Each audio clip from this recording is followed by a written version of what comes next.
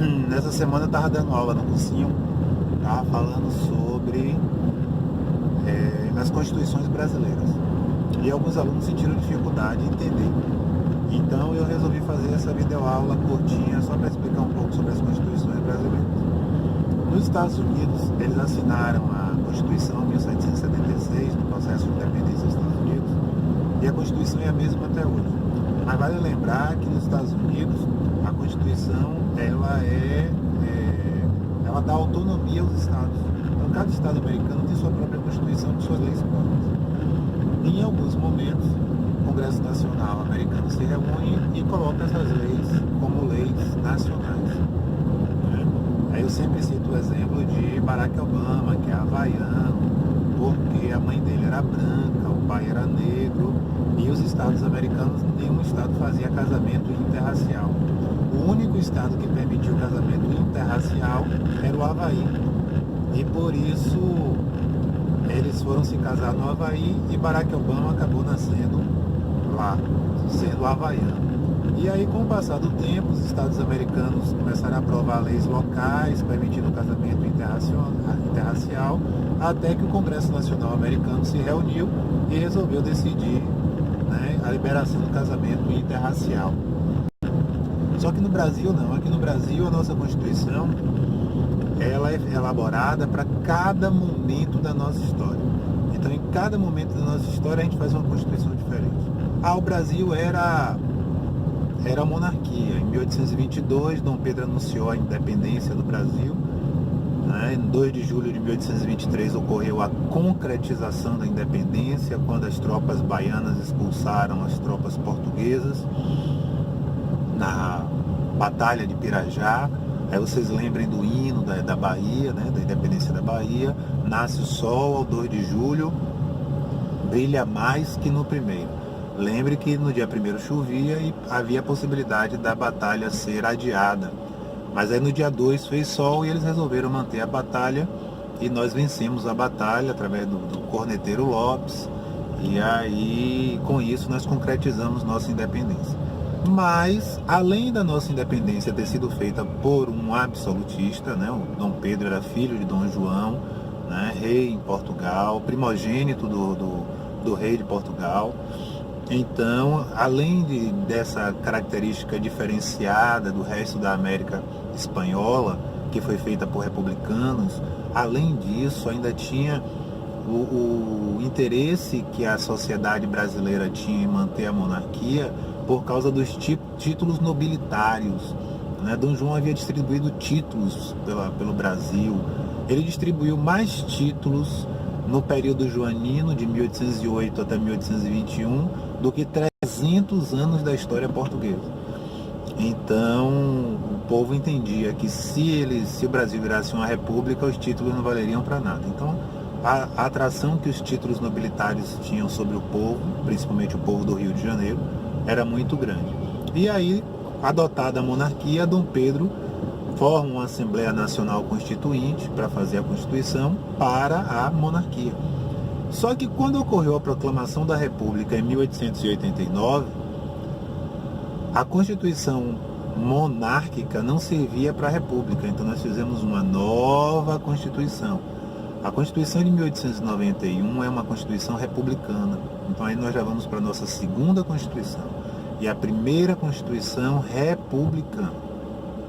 Só que nós tínhamos toda a experiência de monarquia, nós não sabíamos nada de república. Então o que é que nós vamos fazer? Vamos copiar, e copiamos o modelo americano. Então essa nossa Constituição de 1891 é uma Constituição copiada dos Estados Unidos. É uma Constituição que dá relativa autonomia aos estados brasileiros, o que permite a criação e a fortificação do café com leite, os estados de São Paulo e Minas Gerais se alternando no poder. O voto era aberto, que aqui no Brasil é se caracterizar como voto de cabresto. Tentamos copiar a bandeira, graças a Deus não deu certo, ficou horrorosa a bandeira brasileira, verde e amarela listrada, uma coisa horrorosa. E essa Constituição dava autonomia aos estados. Quando chegou em 1930, Getúlio Vargas perdeu as eleições, mas fez uma revolução e chegou ao poder.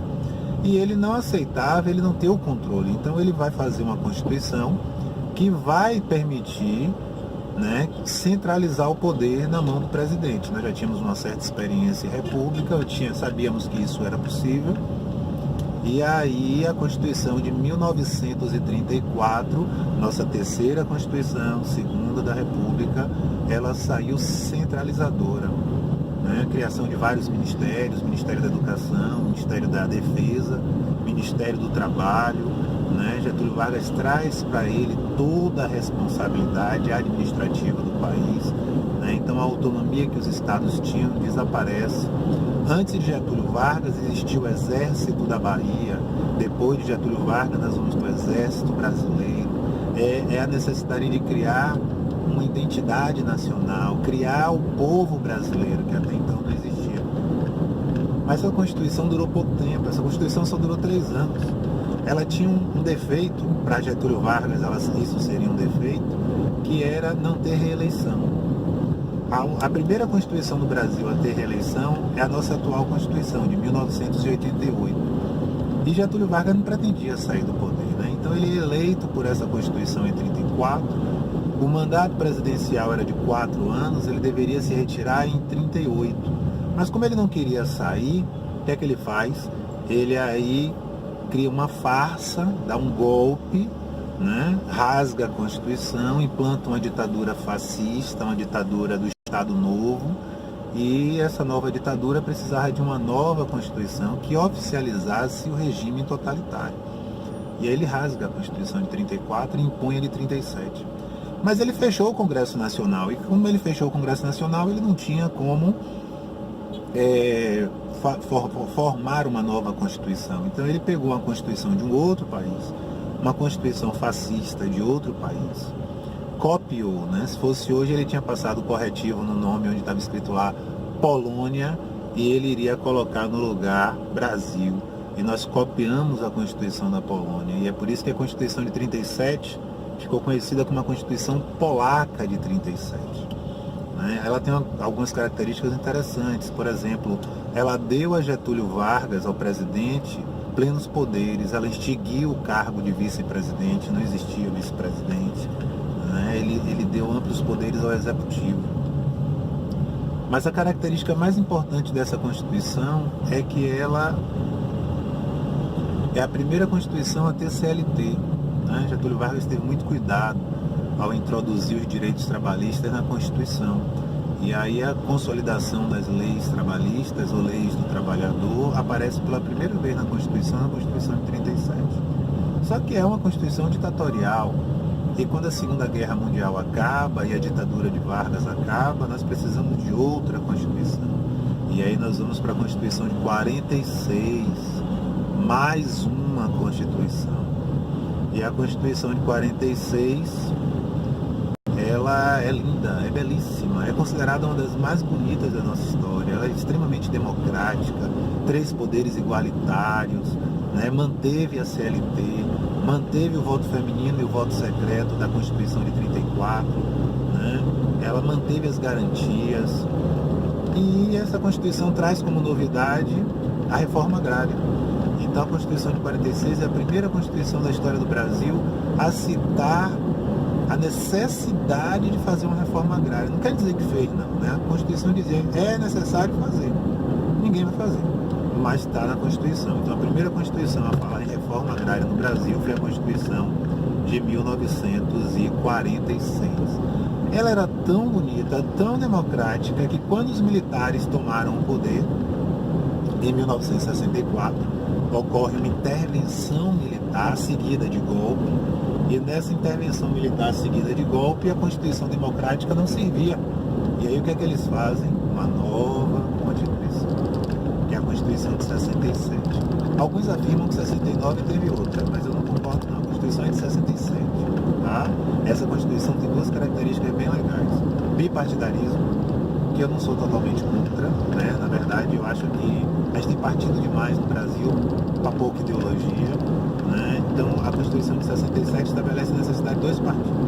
O partido que apoia o governo e o partido que está contra o governo. Acabou. é o suficiente. Ou você apoia o governo ou não apoia. Aí fica igual o PMDB em cima do muro. Quem está no poder, o PMDB apoia. Vai dizer que o PMDB tem ideologia? Não tem ideologia. Os PMDBistas, agora MDB, eles têm alguma ideologia? Não tem. Porque se o PT vai para o poder, eles apoiam o PT. Se o PSDB vai para o poder, eles apoiam o PSDB. Eles são, Maria vai com as outras. Não precisava existir esse tipo de partido, na minha opinião. Né? Então 2 partidos eram suficientes. Mas essa Constituição também estabeleceu a pena de morte e a prisão perpétua para crimes políticos. Não é o que vocês estão pensando, não é assim. Ah, político cometeu crime, pena de morte e prisão perpétua. Se fosse a maravilha, meu Deus, nossos problemas estavam resolvidos. O Brasil não ia ter tanta corrupção. É claro que metade da população de Brasília ia deixar de existir. Né? Todos aqueles envolvidos com política no Brasil iam acabar com pena de morte e prisão perpétua. Porque, infelizmente, se a gente peneirar, não vai sair ninguém. Está muito difícil a gente confiar em algum político no Brasil hoje. Mas é uma Constituição ditatorial. Né? E essa Constituição ela vai oficializar os AIs, atos institucionais, o AI1, o AI2, o AI5. Né? E essa Constituição vai dar ao presidente plenos poderes, vai retirar a imunidade parlamentar dos deputados, outra coisa muito boa, inclusive. A história de deputado, deputado tem imunidade, não pode ser preso, tem que ser preso, não tem que ser preso. Né?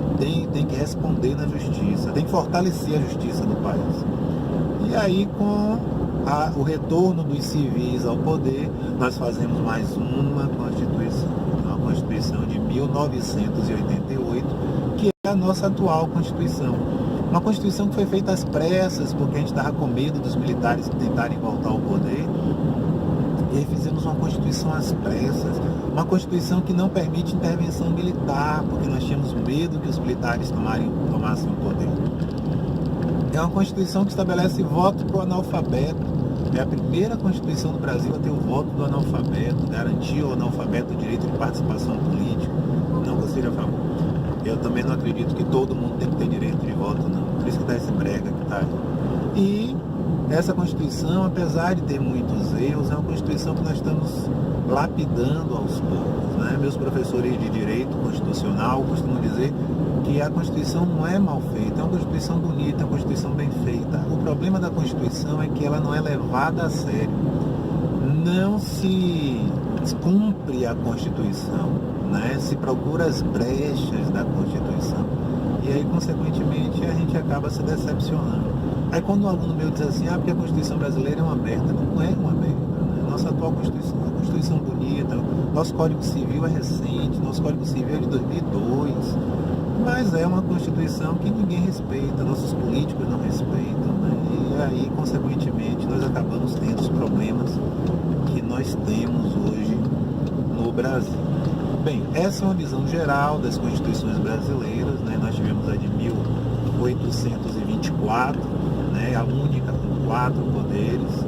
Nós tivemos a Constituição de 1891, a primeira da República, né? Voto aberto, copiada dos Estados Unidos, 2 partidos, né? Democrata e republicano.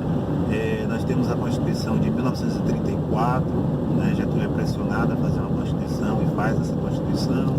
A de 34, também muito bonitinha, mas durou pouco tempo. Em 37 nós vamos ter a polaca, a Constituição polaca de 37, fascista, copiada da Polônia. Tem uma outra história com esse termo polaco, mas depois eu explico para vocês melhor. Aí, em 46, nós vamos ter outra Constituição, 67, e finalmente a atual Constituição, que é a Constituição de 1988. Eu espero que tenha dado, né, uma luz aí a vocês a respeito das Constituições brasileiras. A UNEB gostava de cobrar todo ano uma Constituição, né, no vestibular da UNEB, que é Consultec. Então, todo ano ela bota uma questão de Constituição, escolhe uma dessas e bota uma questão. Polícia Militar, que também é Consultec, que é oficial da polícia, costumava cobrar também. O pessoal que vai fazer guarda municipal em Feira de Santana, né, que dá para sair o edital aí, ou saiu. É interessante que vocês saibam sobre a Constituição também. Obrigado pela atenção de vocês. Estou chegando aqui no curso, vou dar aula hoje. Beijo enorme no coração de cada um de vocês. Até a próxima dica.